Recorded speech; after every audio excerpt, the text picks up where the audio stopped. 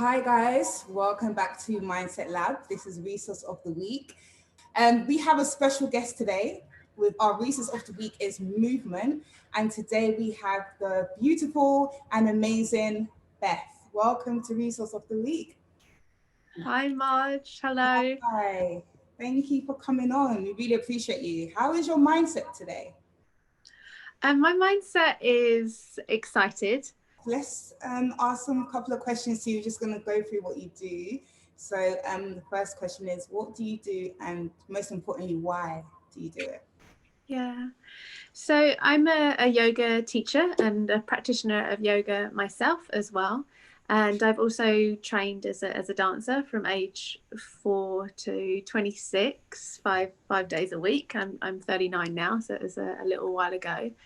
And I'm also trained as an integrative therapist and currently developing further studies with them right now. Wow, that's amazing. A woman of many talents. And in honor of you, we have some yoga mats here. If you can see. I Not see. that for Yeah. you, can it? But it's just Yeah. an honor for you. Um, so many of your practices, they focus on the body and mind and the connection, and how to maintain your well-being with using movement. So can you tell us a bit about how that works and why is it important to use our bodies in maintaining our emotional well-being? Yeah, absolutely. For me, the it relates to my story and how I came to movement. So I came from a space where movement wasn't so encouraged. My heritage is Burmese, Chinese, and Scottish and English, so the mixed background, but also within the Southeast Asian culture that influenced me in terms of some mindset that was passed down implicitly and explicitly is that control and containment were favoured. My mother is differently abled. She's got disabilities with her feet, and so movement for her was somewhat troublesome, although she's incredibly driven and still mobile, to a degree. But when I was born, she really wanted me to have a really full experience of movement that wasn't available to her. And so movement for me became, or dance firstly, became a way that I could connect with my emotions in a supported way that was favoured and indulged upon and explored creatively, that was quite different from the home environment when I was a child anyway. And so it was a way for me to navigate my own emotional relationship to the world. It was a way for me to practice those skills, because as a dancer, especially the kind of dance I was doing more then, it was about conveying emotion actually to the observer, to the audience, to the watcher. And it was also engaging in story and creative practices. We would be set tasks in thinking about certain emotions and storylines and then expressing that through our physicality as well. Wow. Yeah. That's amazing. And That's an amazing story. The fact that your mother had lack of movement and that sort of pushed you into your purpose of now using movement to yeah. help others and also to help yourself. That's amazing. Speaking of lack of movement, it's lockdown, and I can. There's some people that have experienced a real lack of movement. The fact that gyms are closed or they haven't been able to go to work, and on the other side as well, there's others that have gone into extreme movement where they're constantly at it, or like me, it's literally I'm working from home, so the bedroom to the living room to the bathroom to the fridge and repeat. So those that are struggling with movement and they don't know where to start, what are some easy steps and pointers of how can we start this journey of movement and helping it maintain our well-being as well? So what I would suggest, I mean, there are some things that I'm hoping to do with you as we go into the future, some short videos, free videos that could be offered to your participants and your team.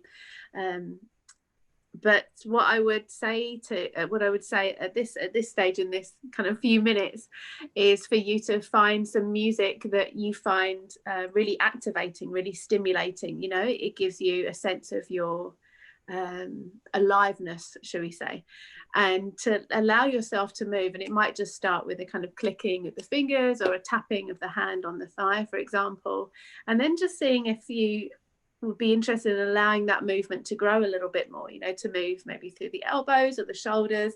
And in my experience, as we start to move, we get information about, you know, any tensions that might have been developed when we've not been realizing, like we've been on the computer for a long time, we didn't realize that our neck was getting tight or our shoulders was getting tight.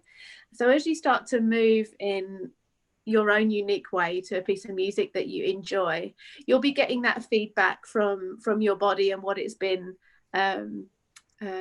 doing whilst you've been looking away, if that makes sense. Yeah. But then you're also getting that information to lean in and engage with that sensation and maybe change it. So for instance, I might be listening to a fantastic piece of music, you know, for me, like a lot of drums, and it's coming through the elbows or the shoulders. And then if I've been sitting for a long time, like, oh, actually it's a little bit tight around the neck, I might start intuitively kind of leaning into that with my own body weight. And there's an incredible intelligence in our body that doesn't require you know, a degree in movement or dance or anything like this to that's available to us.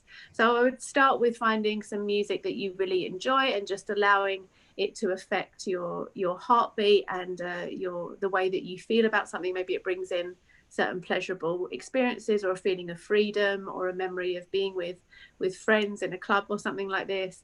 Yeah. And then just allowing it to move into what your body is signaling you to engage with and change, like to change that feeling of compression or tightness by stretching it or leaning in a certain way. Yeah, and then using the free resources that I've got on my Instagram. I've just put a few short ones up there now, and yeah, taking advantage of the things that you have to offer. Amazing. Thank you. Guys, don't forget just to also check Beth's Instagram. It's at Beth_Win_. Is that correct? Yeah, that's right. Yeah. But speaking of movement, you did mention drums and you said that's one instrument that you really like to dance to. So are there different movements or different practices that you do that you love to do that help you process difficult emotions, whether it's, Yeah. is it, you know, when you're stressed, do you go to more movement that requires drums, or do you do yoga? You know, is there different movements for different emotions? Yeah, I mean, yeah. I'm gonna speak from kind of my own personal preference, because we're all so unique and different and beautiful in our variation. So I'm not gonna say this isn't a hard and fast rule by any means. But what I've noticed with my own self-inquiry towards myself is if there's like the experience of anger or frustration, you know, maybe I'm waiting on a certain response to come back, or there's some things that are outside of my control, but there's a real passion and a kind of sense of urgency and you know, wanting a desire of something that's just out of reach, say, and might be a bit agitated around that, then I would tend to pick a piece of music that's quite lively. And I do tend to go for music that's got quite a strong bass or drum aspect to it, because I feel like it speaks to my bones, as in something solid, something tangible that I can connect with, and it inspires me to move in quite a dynamic way. And I feel that uses that energy in the body in a way that I can become mobile rather than feeling it kind of stuck in certain places and uncomfortable. Like I can start to shift it and disperse it through different arms and limbs.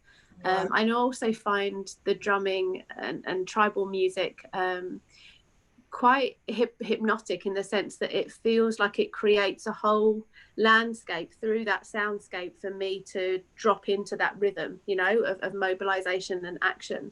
So I tend to have an emotional relationship to different types of music. Wow, thank you so much. I know it's been very short, but it's been short, very sweet, very powerful. And we thank you for coming on. So guys, please do follow Beth at Beth_Win_. And the key tip, find music that connects to that speaks to your bones, that connects with you, so you're able to move without even thinking, really, just take you where the body goes. Beth, thank you so much. Thank you so much. And I'm sure we'll definitely be seeing more of you, 100%. Thank you. It's great to meet you today. Thank you.